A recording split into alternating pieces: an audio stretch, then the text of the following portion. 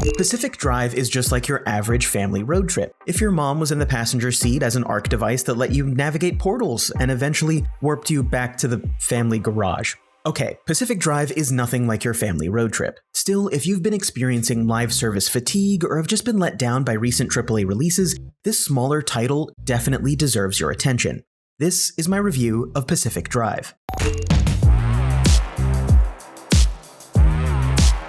This mystery-laden title unfolds in the Olympic Exclusion Zone. This creepy corner of Washington state has been fenced off for years by a group known as ARDA, leaving everyone scratching their heads about what happened there. Officially shut down in 1998, the reason for the region's closure is anyone's guess. Whispers and wild theories abound, painting a picture of a place abandoned by society where no one knows exactly what went wrong. But the truth behind the Exclusion Zone's curtain won't stay hidden forever, not with you at the wheel. The heavily Twin Peaks and X-Files inspired world and narrative revolves around a strange technology known as limb tech that seemed like a blessing to humanity at first, but quickly unraveled into a nightmare. It spawned haunting anomalies across the Exclusion Zone, brought on mass hallucinations, and items known as remnants that drove those who came across them absolutely mad, and you might just be one of them. There is no cause for alarm. Take shelter in the closest pocket of stability in your area, and please refrain from thoughts or memories of home. The Exclusion Zone comes packed with all the charm of the Pacific Northwest, with gorgeous forests and a fog that clings to the trees, delivering a deep sense of beautiful melancholy.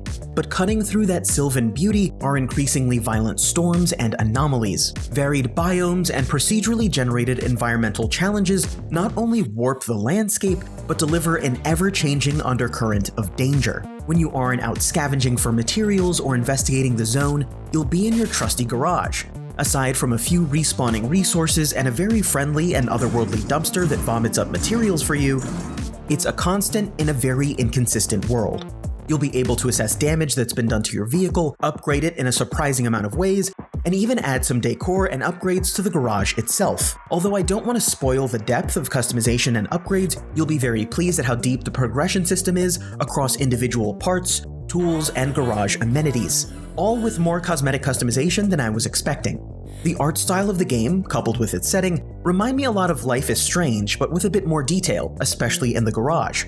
The word watercolor also comes to mind as I explore some of the zones. It's extremely charming and distinct in its appearance, with rich colors that invite curiosity even in moments of tension. It might not be photorealistic, but boy does this style just ooze charm, which I find much better. Moment-to-moment gameplay will have players mapping out a drive and traveling through zones. Along the way, you can chart your own course, setting your own goals all the while. Will you go on a more dangerous road trip to progress the story? Do you want to grind for some crafting materials and upgrade your garage or your car? I love when I can scale and set my own goals in a game, making both long and shorter gameplay sessions count.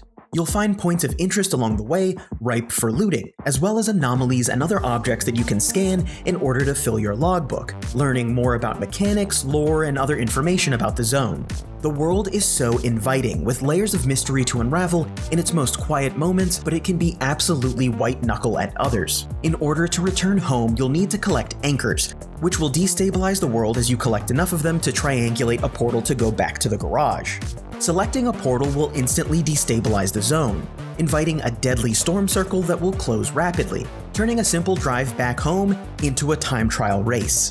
If you can't make it to the portal in time, you'll lose resources and progress. I've quite literally made it back with 1% of health, with my screen caked in mud and what appeared to be blood. It's a rush that can feel punishing at moments, especially if you haven't prepared for your journey properly. It's in these tense moments where the game shines. Players who go through the pre-drive checklist, making repairs, packing supplies, will be rewarded for their diligence.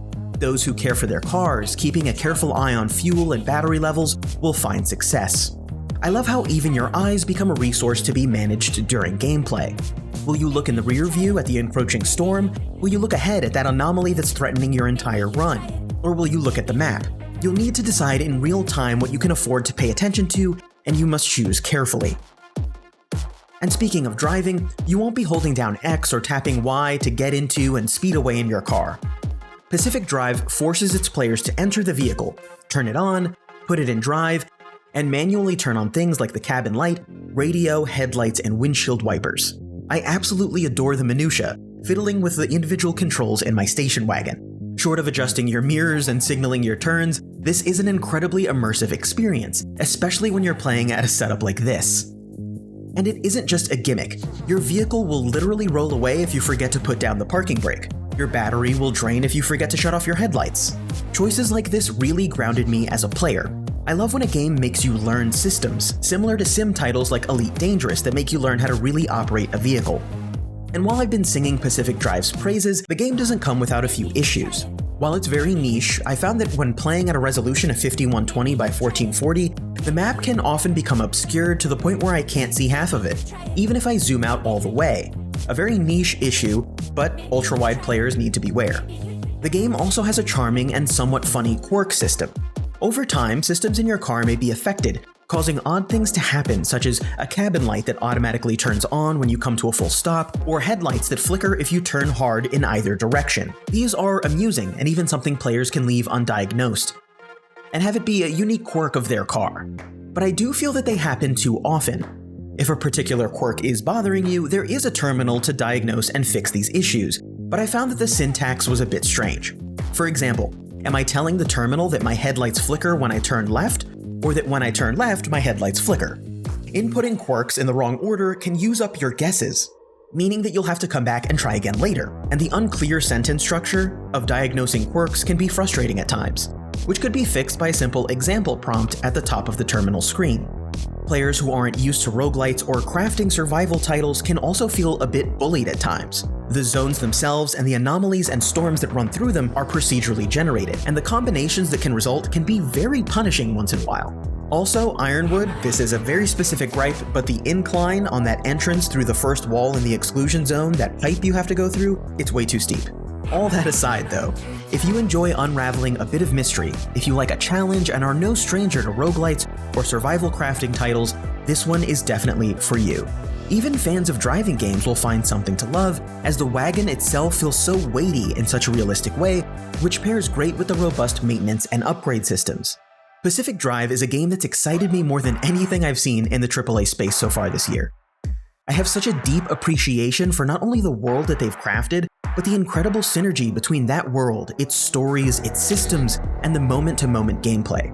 It not only has my recommendation, but a shining one at that.